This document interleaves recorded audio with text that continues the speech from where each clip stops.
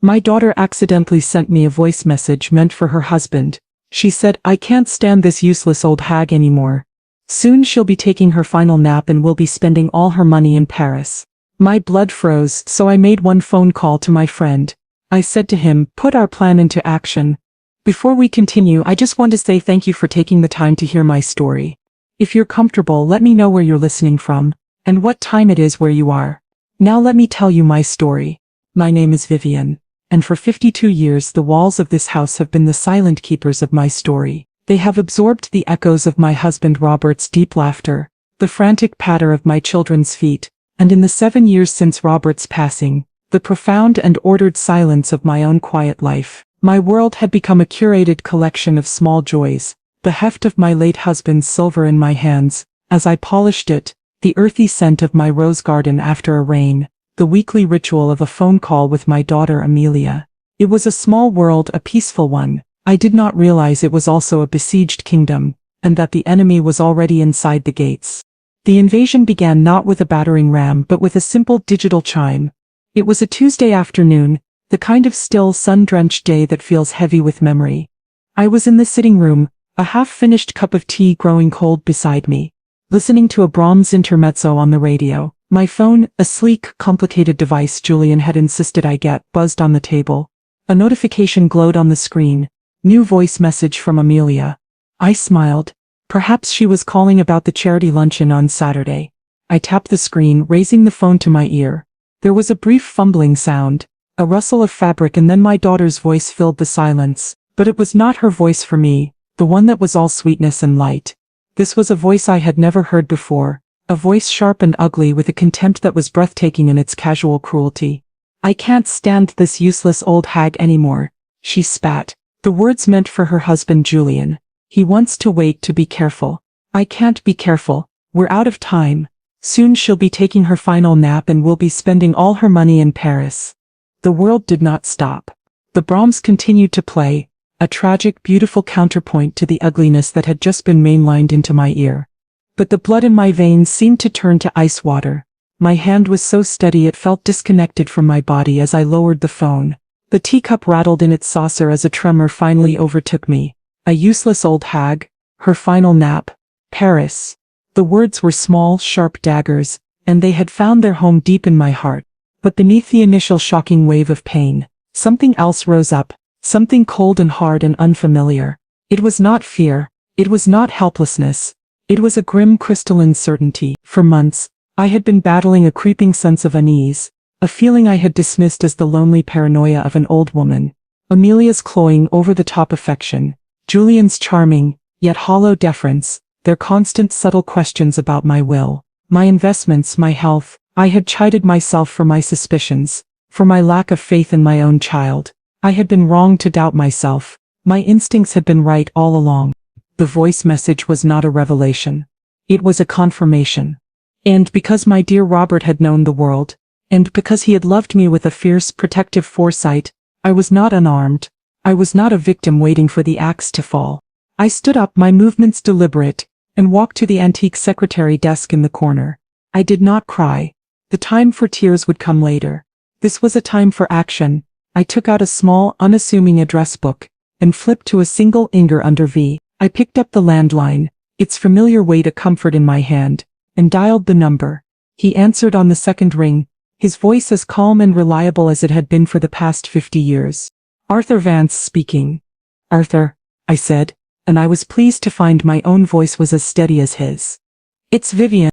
"Vivian," he said, and I could hear the immediate shift in his tone from professional to concerned. "Is everything all right?" "It's happening," I said, the words falling like stones into the quiet room. "The contingency we discussed. It's time." There was a brief pause on the other end of the line, the silence of a loyal soldier receiving his orders. "Put our plan into action." "Understood," he said, his voice now grim with purpose. "I'll make the calls. Are you safe?" "For now," I replied. "They think I'm a fool. Let's not disabuse them of that notion just yet." I hung up the phone. Outside, a bird sang in the jacaranda tree. The Brahms on the radio swelled to a crescendo. My world looked exactly the same as it had 5 minutes ago, but it was irrevocably, terrifyingly different. The quiet house was no longer a sanctuary, It was a battlefield. My role as a loving mother was over. My new role as the architect of my daughter's downfall had just begun. Minutes after I hung up with Arthur, my phone rang again. I glanced at the screen. The name Amelia glowed with a new, sinister light. This was it, the first test of my new reality. I took a deep, steadying breath, consciously relaxing the muscles in my face, and tried to summon the woman I had been just 10 minutes ago, a slightly frail, loving mother, perhaps a bit confused by modern technology. I let the phone ring 3 times before answering, my hand intentionally fumbling with the button. "Hello?" I said, pitching my voice a little higher, a little weaker. "Mommy? Oh, thank God you answered." Amelia's voice was a frantic, breathless performance of relief. "My phone is being so weird. I think it might have accidentally sent you a garbled voice message or something. It was just pocket noise. Did you get anything?"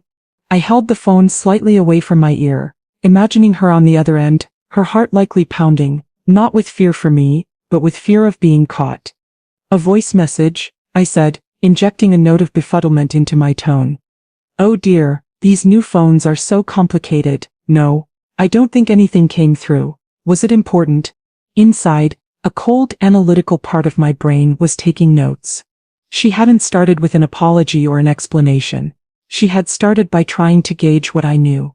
She was testing the waters. No, not at all," she said, laughing a brittle, unconvincing laugh. "It was nothing. Julian and I were just talking about our trip to Paris, and the phone was in my purse. You know how it is." Paris. The casual mention of the city was a deliberate, cruel twist of the knife, designed to be a private joke between her and her husband. I felt a fresh surge of cold fury, but I kept my voice placid. "Paris. How lovely, dear. You must be so excited." "We are," she said, the relief in her voice now palpable. She believed her lie had landed. She believed I was still the sweet, oblivious old woman she could so easily manipulate. "Listen, Mom.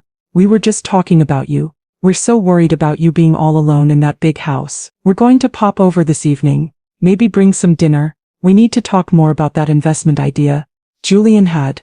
The one to make sure you're secure." To make sure I was secure? The hypocrisy was so profound it was almost elegant. They were coming to advance their plot, to continue the slow, methodical process of stripping me of my autonomy and my assets, all under the guise of loving concern. "That would be lovely, dear," I said, my voice warm. "You know I love your company." "Great. We'll see you around 7, she chirped, and hung up. The moment the line went dead, the mask of the doddering mother dropped. I stood in the center of my silent living room, my hands clenched into fists at my sides. The performance had been exhausting, a high-wire act of emotional suppression. I had to maintain this facade for days, perhaps weeks, living a lie in my own home, smiling at the daughter who was actively plotting my demise. I walked through the house, my house, the place Robert and I had filled with a lifetime of love and memories. I ran a hand over the worn velvet of his favorite armchair. I looked at the gallery of family photos on the wall. There was Amelia as a gap-toothed 7-year-old, beaming with pride on her first day of school. There she was as a teenager, beautiful and sullen in her prom dress. There she was on her wedding day, a radiant bride on the arm of a smiling, charming Julian. A wave of grief so profound it almost buckled my knees, washed over me. This was the second time I had lost my daughter. The first loss had been gradual and slow drifting away that had begun when Julian entered her life. She had become more distant, more materialistic, her values shifting from the ones I had tried to instill in her to the shallow, grasping ones of her ambitious husband. But I had always held out hope, believing that the loving little girl in those photographs was still in there somewhere. The voice message had killed that hope. The daughter I had raised, the one I loved, was truly gone. In her place was a stranger, a cold, resentful woman who looked at me and saw not her mother but an obstacle. The tears I had suppressed earlier finally came. Hot and silent. I was not crying out of fear. I was mourning the death of my child. But as the tears subsided, they were replaced by that same cold, hard resolve. She had made her choice. She had declared war on me, on the memory of her father, on the very foundation of our family, and I, in turn, had made mine. I would not be a passive victim. I would not be a useless old hag taking her final nap. I would be a queen on my own chessboard, and I would protect my kingdom even if it meant sacrificing my own daughter to do it. The secure burner phone Arthur had given me months ago for this very contingency buzzed in my apron pocket. It was him. "She called?" I said, my voice now stripped of all its earlier feigned frailty. "They're coming for dinner tonight. They're going to pitch the investment." As we predicted, Arthur's voice was calm and steady. A rock in my swirling sea of emotion. "The plan is active, Vivian. The PI is in place. Mr. Graves. He's the best. He'll be watching the house tonight. The financial accounts are ready. The wiretaps we discussed are now live. From this moment on, every word they speak within these walls is being recorded." My home was no longer just a stage. It was a listening post. A trap? The thought was both terrifying and strangely comforting. "Remember the script, Vivian," Arthur continued, his voice gentle but firm. "You are the bait. Your role is the most difficult, and the most dangerous. You are a loving, slightly confused mother, grateful for their help. You must be convincing." "Don't worry, Arthur," I said, my gaze falling on the photograph of my late husband on the mantelpiece. Robert looked back at me, his eyes full of the quiet strength I had always relied on. "She taught me how to play this role herself. It's the one she's been playing with me for years." I thought of Robert and of Arthur, his oldest and most loyal friend. I remembered the day, a year after Robert's death, when Arthur had sat with me at my dining room table. He had been helping me consolidate my husband's complex portfolio. He had noticed my vague, unspoken anxieties about Julian's growing influence over Amelia. Robert always said the greatest threat to a legacy isn't a market crash. Arthur had told me, his eyes full of a shrewd worldly wisdom. It's a charming son-in-law with a taste for other people's money. It was then that he had proposed the plan.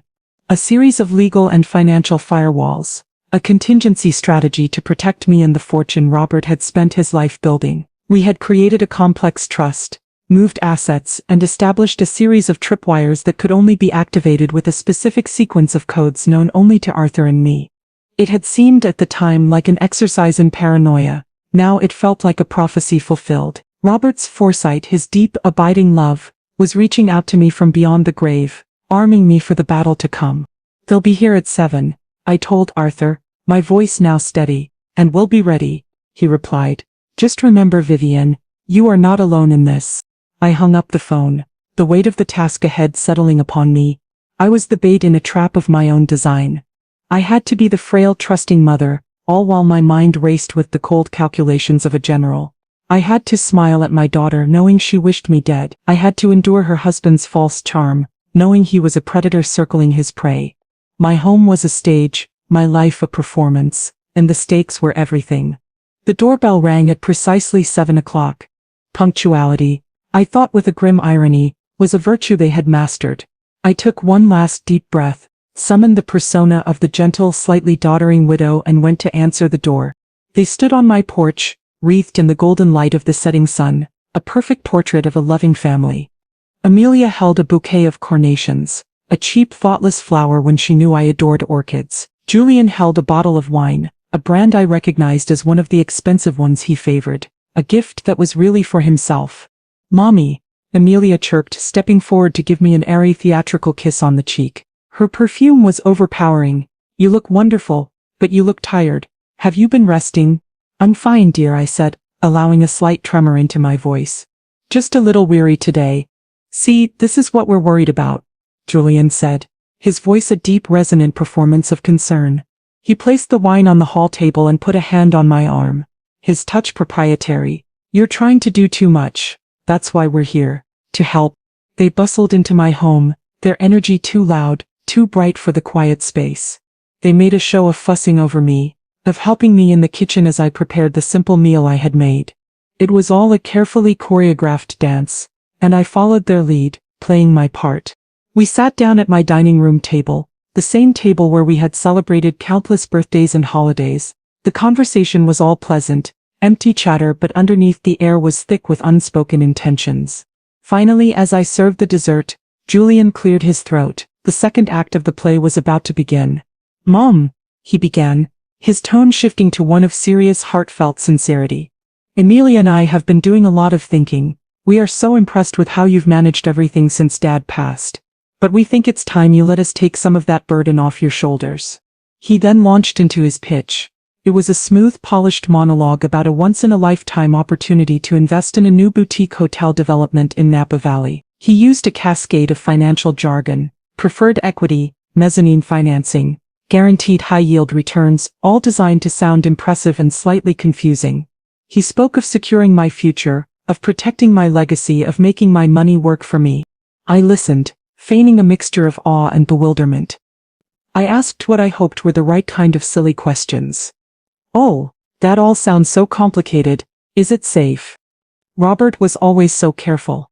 "Completely safe," Julian said, his smile never faltering. "In fact, it's safer than letting your money sit in a low-interest savings account.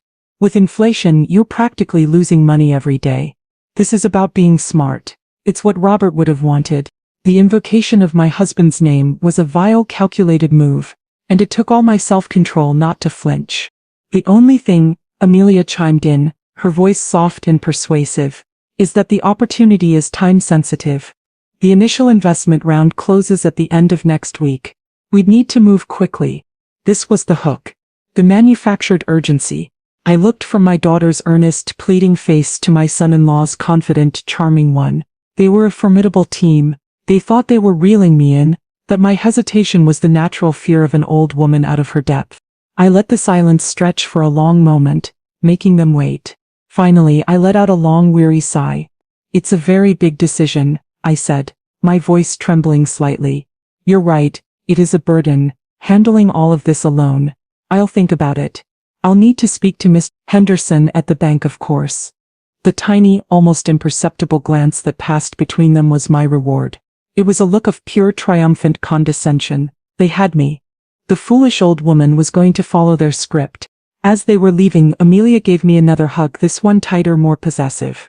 "You're doing the right thing, Mommy," she whispered in my ear. "You'll see, we'll take such good care of you." I closed the door behind them and leaned against it, my legs weak with the strain of the performance. I immediately went to my secure phone and called Arthur. "They took the bait," I said, my voice no longer frail but cold and hard as stone. The first report from Mr. Graves, the private investigator Arthur had hired, arrived 3 days later.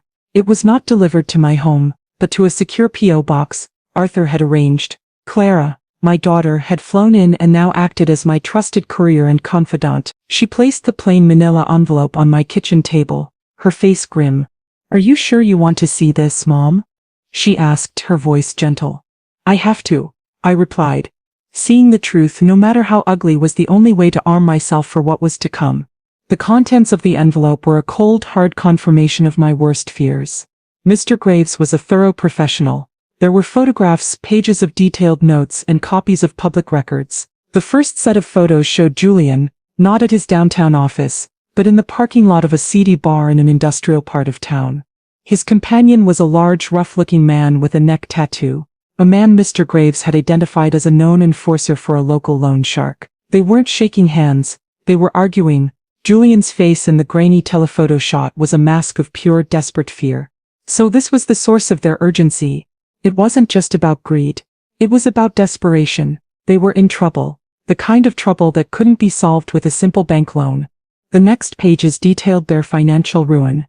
Mr. Graves had uncovered a string of failed businesses, all under Vanessa's name, all funded by high-interest, predatory loans. There were multiple credit cards maxed out, a second mortgage on their house that was in default, and finally the foreclosure notice that had been served 2 weeks ago. They were not just on the verge of collapse, they were already falling. Seeing it all laid out in black and white was sickening, but it was also clarifying. Their charming suburban life was a complete and utter sham. The expensive cars, the designer clothes, the charity galas, it was all a stage set, and the creditors were about to tear it down. My money, my legacy, was not an investment opportunity. It was their only lifeline, and they were willing to kill me to get it. The report steeled my resolve. That afternoon, when Amelia called for her daily check-in, I was ready. I began the next phase of my own performance, the calculated decline. "Amelia, dear," I said, my voice sounding a little more distant, a little more reedy than the day before. "I was just looking for my gardening shears. Do you remember where I might have put them?" "They're in the shed, Mom," she said, a note of patronizing patience in her voice. "Where they always are." "Oh, of course," I said with a sigh. My mind is like a sieve these days. A few days later, during another call, I pretended to forget the name of my cousin in Florida. You know, Robert's niece, the one with the 2 little boys. What is her name again? Brenda. Mom? Amelia said, and I could almost hear the triumphant smirk in her voice. She would be reporting all of this back to Julian. The old woman is losing it. She's fading faster than we thought. It was a dangerous, demeaning game. Every feigned moment of confusion, every staged lapse of memory, felt like a small betrayal of myself, of the sharp, competent woman I had always been. I had to inhabit their caricature of me, to become the useless old hag from the voice message in order to make them feel safe, to lull them into a state of arrogant carelessness. The hardest part was seeing the effect my decline was having on my real friends and family. My son David called, his voice laced with a worried concern that was all too genuine. Clara tells me you're having some memory lapses. Mom, are you feeling all right? Should I come out for a visit? I had to lie to him, to the child who had done nothing wrong, and it felt like swallowing glass. No, David, I'm just a little tired. Your sister worries too much. I'm perfectly fine. Every lie was a small weight on my soul, but I knew it was necessary. I was weaving a web of my own, a web of perceived frailty and confusion, and Amelia and Julian, blinded by their greed and their own sense of superiority, were walking straight into the center of it, never suspecting that the fly they were stalking was in fact the spider. After a week of my carefully orchestrated performance of decline, I made the call they had been waiting for. I telephoned Amelia, my voice full of a weary resignation. Amelia, dear, I began with a sigh. I've been thinking about what you and Julian said, about the investment. And you're right. It's all too much for me to handle on my own. I'd like to move forward with it. I could hear a sharp intake of breath on her end of the line, the sound of a predator sensing victory. Oh, Mommy, that's wonderful, she gushed, her voice a symphony of false relief. You're making such a smart decision. Julian will be so pleased. I'll need to go to the bank, of course, I continued, sticking to the script Arthur and I had prepared. To arrange the transfer, could you and Julian take me on Friday? Of course we can, she said, her voice practically vibrating with excitement. We'll clear our schedules. Anything you need. The appointment was set. The bank we were going to was not my usual branch, but a larger one downtown.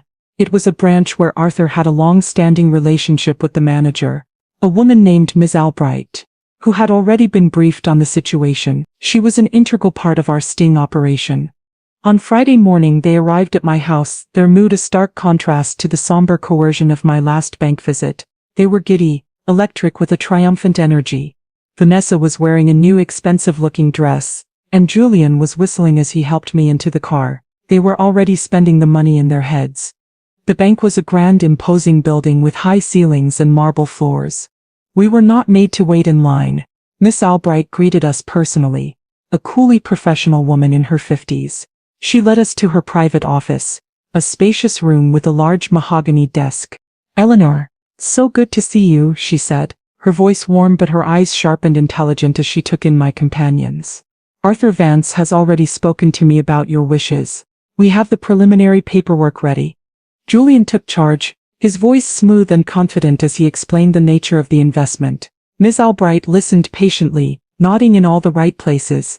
The entire scene was a piece of elaborate theater, and everyone was playing their part to perfection. The key to the sting was the money itself. The sum they wanted was substantial, enough to make them feel they had hit the jackpot. Arthur had arranged for this exact amount to be deposited into a new temporary account in my name. This account, the honey pot, was completely separate from my actual heavily protected trust.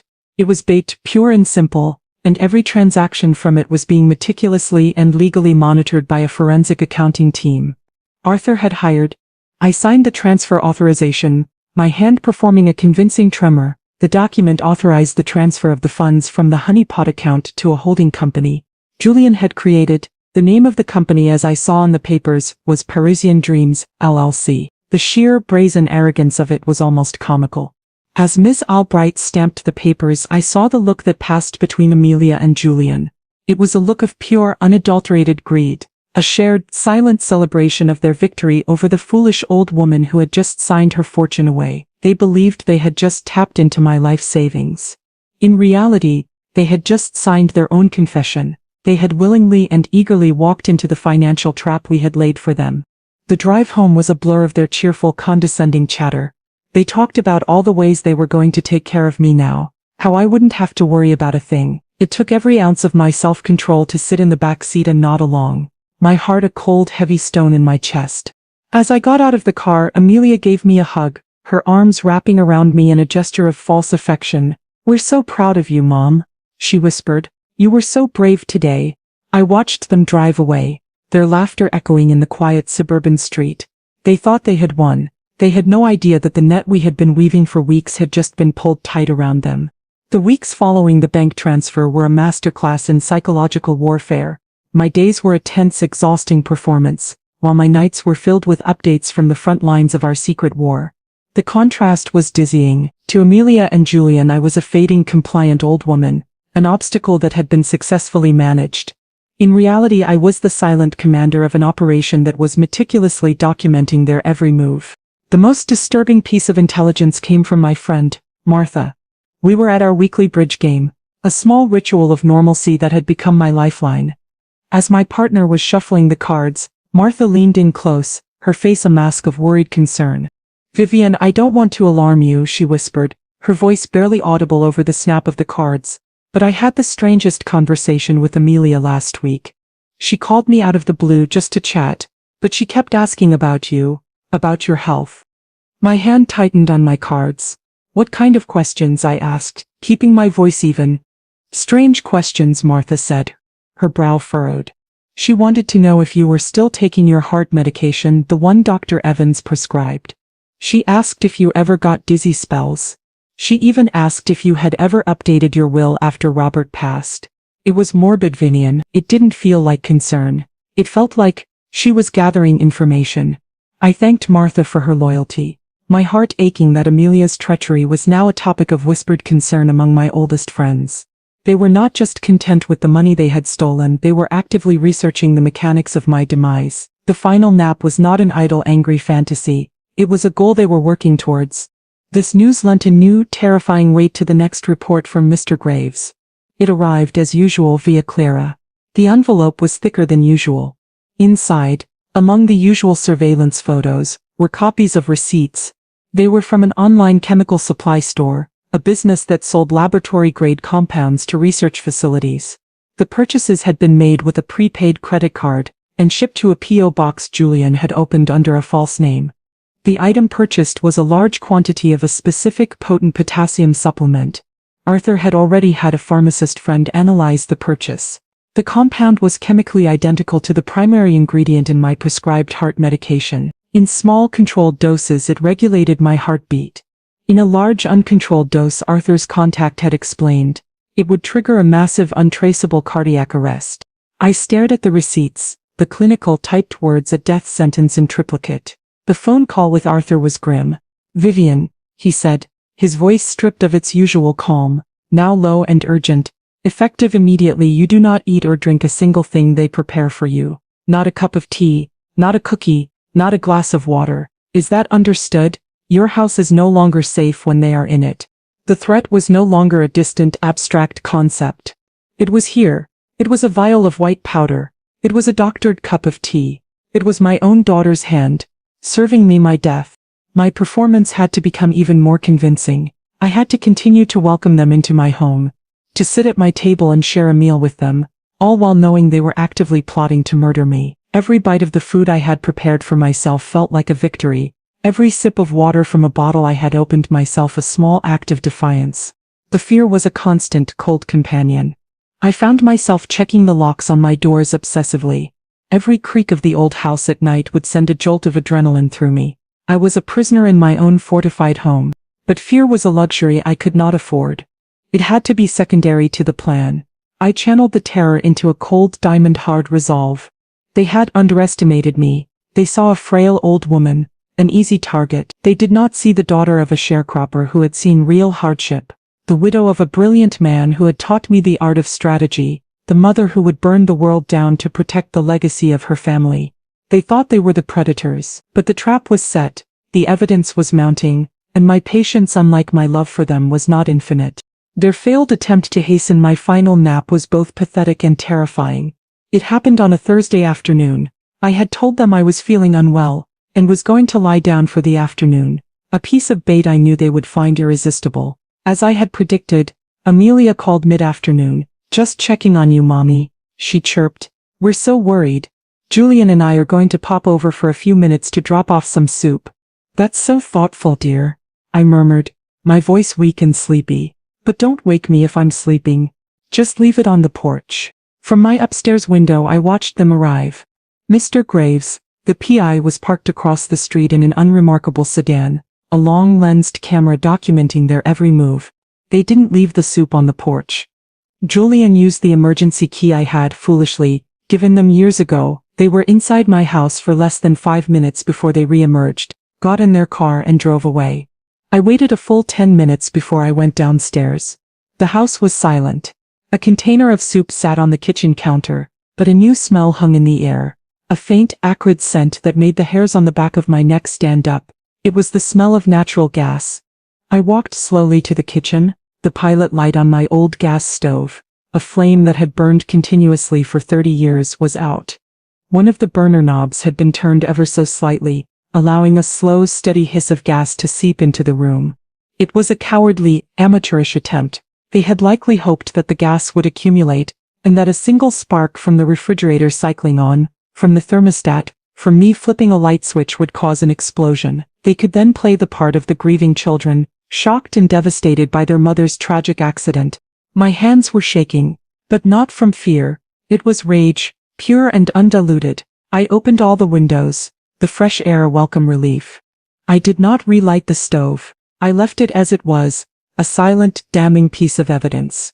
I immediately called Arthur. "They were here," I said, my voice tight. "They tried to blow up the house." Arthur's reaction was grim. "The PI has them on camera entering and leaving. We have the timestamp. Vivian, this is the end game. They're getting desperate.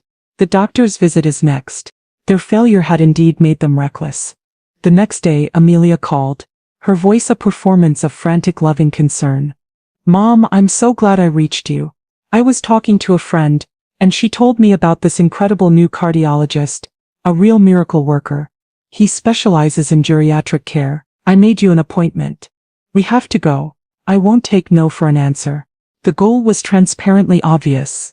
Their own doctor, a man who had treated me for 20 years and knew I was as healthy as a horse for my age, would never declare me incompetent or sign off on any suspicious changes to my medication. They needed a new doctor, their doctor a hired gun who could be persuaded to create a medical narrative that suited their legal one. "Oh, Amelia, I don't know," I said, playing my part. "Dr. Evans knows me so well." "He's old-fashioned, Mom," she insisted. "This new doctor is on the cutting edge. Please, do it for me. For my peace of mind." On Arthur's advice, I agreed. The appointment was in 2 days. The night before, Arthur came to the house. He brought with him a small, incredibly discreet device. It was a brooch, an elegant silver leaf, the kind I often wore on my coat. Embedded within it was a high-fidelity audio recorder. "They will likely try to separate you from Julian and speak with the doctor alone," Arthur explained as he showed me how to activate it with a simple touch. "This is our only way of being in that room with you. Be careful, Vivian. You'll be in the lion's den." I pinned the brooch to my lapel, the metal cold against my skin. The next day, as Julian and Amelia drove me to the unfamiliar medical clinic in a distant suburb, I felt a strange sense of calm. The fear was still there, a low hum beneath the surface, but it was overshadowed by a feeling of profound righteous purpose. They thought they were leading a lamb to the slaughter. They had no idea they were walking into the final crucial phase of a meticulously documented sting. The final piece of the puzzle, the one that would transform their monstrous plot from a family matter into a federal crime, came from Arthur's forensic accountant. While I was preparing for my performance at the doctor's office, the accountant was tracking the money. The large sum I had transferred from the honeypot account had not been invested in any Napa Valley hotel. The holding company, Parisian Dreams LLC, was a phantom, a shell corporation with no assets and no business activity. The day after I made the transfer, the money had begun to move. Arthur laid out the charts for me when I returned from the doctor's visit, and they told a story of frantic criminal activity. The money had been wired from the holding company to a second, then a third, each one registered in a different state. From there it had been broken into smaller sums and finally, funneled into a single, offshore account in the Cayman Islands, an account that was solely in Julian's name. It's a classic money laundering scheme, Arthur explained, his voice grim. He was trying to make the money untraceable, to hide it from the creditors who are closing in on him, and by moving it offshore he was committing wire fraud, a federal offense. He's no longer just a greedy son-in-law, Vivian, he's a bona fide criminal. This was the final nail in their coffin. We now had a complete, unbroken chain of evidence. We had the voice message, proving their intent. We had the surveillance from the PI, documenting their suspicious activities. We had the receipts for the poison. We had the documentation of the attempted accident. And now we had irrefutable bank-to-bank proof of grand larceny and wire fraud. My own trip to the doctor had been exactly what we expected. The specialist was a slick, vaguely reptilian man who asked me leading questions about my memory and suggested a battery of unnecessary and expensive tests. Amelia had insisted on speaking with him alone, and the tiny brooch on my lapel had recorded every word. It captured her painting a picture of my advanced dementia, her lies about my frequent falls and paranoid episodes, and her request that the doctor consider prescribing a new, stronger sedative to help me rest. It was a clear, recorded attempt to build a fraudulent medical record to support her competency hearing and perhaps to facilitate the final nap she so desperately wanted for me. That night, sitting with Arthur and Clara, we reviewed our arsenal. We had everything we needed. Every lie they had told, every crime they had committed, was now documented, recorded, and ready to be presented. The net we had so carefully woven was now complete. All that was left was to choose the time and place to draw it tight. They're planning to file the competency petition next week, Arthur said, his voice low and strategic. They think the fraudulent doctor's report will be their checkmate. Then we need to move before they do, I said, a cold, hard clarity in my voice. We need to end this, on our terms, in our time. A plan formed in my mind, a final, fitting piece of theater. I'm going to call them, I announced. I'm going to tell them that I've had a change of heart, that I've decided to give them everything. I'm going to tell them I want to sign the full power of attorney. I'll invite them to dinner, here tomorrow night, to celebrate a new chapter for the family. Clara looked at me, her eyes wide with alarm. Mom, you can't have them in the house again after what they tried to do. Yes, I can, I said, my voice firm. It's the only way. They need to feel completely victorious, completely safe. They need to walk into this house believing they have won. It's the only way to ensure they won't see the trap until it's already sprung. Arthur looked at me, a long, appraising look. He saw not a frightened old woman, but a fellow strategist. He gave a single, slow nod of approval. Checkmate, he said. The stage was set for the final act. I made the call the next morning. My performance was, if I do say so myself, my most convincing yet. My voice was a quavering, emotional wreck. I told Amelia I was tired of fighting, tired of being a burden. I told her that my visit to the new doctor had made me realize how much I was declining, how much I needed their help. I want to sign the papers, Amelia, I sobbed into the phone. All of them. The power of attorney, whatever you and Julian think is best. I trust you. I want you to handle everything. The silence on the other end of the line was thick with her stunned, triumphant disbelief. Oh, Mommy. She finally breathed, her voice a syrupy concoction of fake sympathy and real greed. You're being so brave, you're doing the right thing. We will take such good care of you. Come for dinner tonight, I said, my voice catching. We can sign the papers then. We can celebrate a new chapter for our family. We'll be there, she promised, barely able to contain the excitement in her voice. The day was a blur of quiet, meticulous preparation. Arthur handled the logistics, coordinating with Officer Diaz and her team. Clara was my rock, her calm, steady presence a shield against my own frayed nerves. We cooked a simple, elegant meal. A roast chicken, the way I used to make it for Amelia when she was a little girl. Every mundane act, from peeling the potatoes to setting the table with my best silver, felt heavy with a terrible final significance. They arrived at 7, just as they had on that first night. But this time their energy was different. It was not the tense, grasping energy of predators on the hunt. It was the giddy, expansive energy of victors dividing the spoils. They were radiant with success. Julian presented me with a bottle of vintage champagne, and Amelia gave me a soft cashmere shawl. The gifts felt like offerings at the altar of my surrender. The dinner was a masterpiece of surreal tension. They were effusive, full of plans for their upcoming trip to Paris, for the renovations they were planning for our house, for the wonderful new assisted living facility they had found for me, a place where I would be so comfortable. They spoke of my future as if I were a piece of furniture to be conveniently stored. I smiled. I nodded. I played the part of the relieved, compliant mother to the very end. Finally, as Clara cleared the dessert plates, Julian produced a sleek leather briefcase. He clicked it open and pulled out a thick stack of documents. It was the power of attorney along with several other forms I didn't recognize. "Just a few signatures, Mom, and it's all done," he said, his smile wide and predatory. He slid the papers and a pen across the polished surface of my dining room table. This was the moment. I looked at the papers. I looked at my daughter's eager, greedy face. I looked at my son-in-law's triumphant smirk. The image of the loving family was complete. A perfect, horrifying lie. I put down my fork. I folded my hands on the table in front of me. The frail, confused persona I had worn for weeks fell away, and my voice when I spoke was as clear and cold as a winter morning. "Before we sign anything," I said, my gaze meeting theirs without a flicker of fear, "I believe we have some things to discuss." The smiles on their faces faltered, replaced by a look of sudden confused alarm. On cue, a door from the kitchen swung open. It was not Clara. It was Arthur Vance. He was dressed in a dark suit, his face grim and resolute. He walked to the dining room table and placed a thick, legal-sized file on the polished wood. It landed with a soft, heavy thud that seemed to echo in the sudden dead silence of the room. "Emilia, Julian," Arthur said, his voice like ice. "Let's review your recent activities." He opened the file. The first things he slid across the table were the glossy 8x10 surveillance photos. The first showed Julian in the parking lot with the loan shark. The next, a close-up of the foreclosure notice on their front door. The next, the receipts for the potassium compound. Emilia's face went white. Julian looked like he was going to be physically ill. "We have a great deal to discuss," Arthur continued, his voice relentless.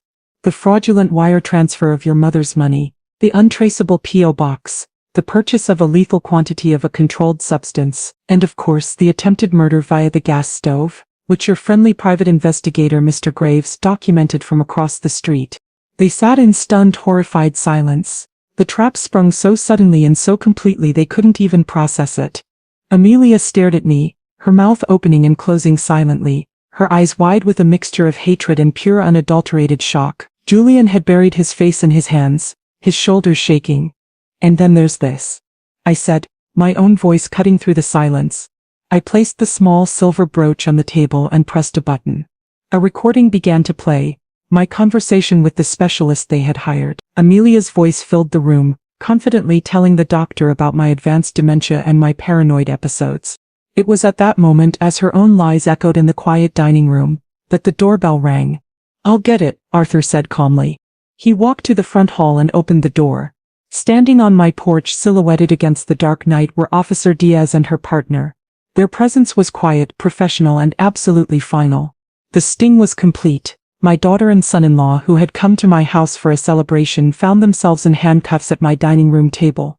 Their dreams of Paris dissolved into the harsh, fluorescent reality of the back of a squad car. As they were led away, Emilia looked at me one last time, her face a contorted mask of disbelief and pure venomous hatred. I met her gaze, my own expression calm and unyielding. The game was over. I had won. Months later, the legal storm has passed. The trial was a quiet procedural affair, not the dramatic spectacle I had feared. With the mountain of evidence Arthur and I had collected, the outcome was never in doubt. The voice message, the financial records, the PI's testimony, the recording from the doctor's office, it was an open and shut case. Emilia and Julian are in prison now. The sentences were long. Their crimes were not just theft and conspiracy, but attempted murder. The judge was particularly scathing in his assessment of their calculated, cold-blooded cruelty towards a family member. Their faces, pale and drawn, are seared into my memory from the day of the sentencing. They were no longer the confident, arrogant predators I had known, but two broken, pathetic people, finally facing the consequences of their own rotten souls. With the help of Clara and my son David, I am slowly rebuilding a tentative, supervised relationship with my grandchildren. Thomas and Lily are in therapy, trying to process the incomprehensible truth that their parents are not on a long trip, but are in prison for trying to harm their grandmother. It is a slow, painful process, but their resilience, their childish capacity for love and forgiveness, is a constant source of wonder to me. They are the true legacy I am fighting to protect. The story ends not in that silent, violated dining room but here, 6 months later, on a bright, crisp autumn day. I am not at home. I am standing on a stage under the warm lights of the auditorium at the local university.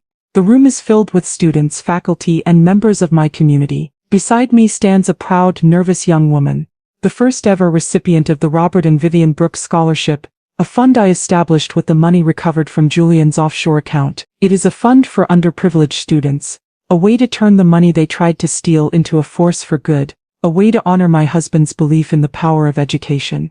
I look out at the audience. In the front row I see my dear friend Martha, her face beaming with pride. Beside her sits my steadfast, loyal ally, Arthur Vance, looking dapper in a dark suit, a small satisfied smile on his face. My children Clara and David are there, their presence a warm, solid anchor in my life. I am safe. My home is my own again. My legacy, once threatened, is now secure, repurposed to create opportunity instead of funding a fantasy. As I look at the hopeful face of the young woman beside me, I reflect on the terrible cost of the battle I have just survived. The wound of my daughter's betrayal will never fully heal. But the fight has taught me something. It has taught me that strength is not the absence of fear, but the choice to act in spite of it. It has taught me that the bonds of true loyalty and friendship are a treasure more valuable than any inheritance. I have been tested in the cruelest of fires. I have had to face the monstrous truth of what my own child was capable of. But I have not just survived, I have prevailed. I have protected the life and the legacy my husband and I built together. I have ensured that our life's work will not be a footnote in a story of greed and betrayal, but a prologue to countless stories of hope and success. The final nap they had planned for me will have to wait. I, Vivian, am still very much alive.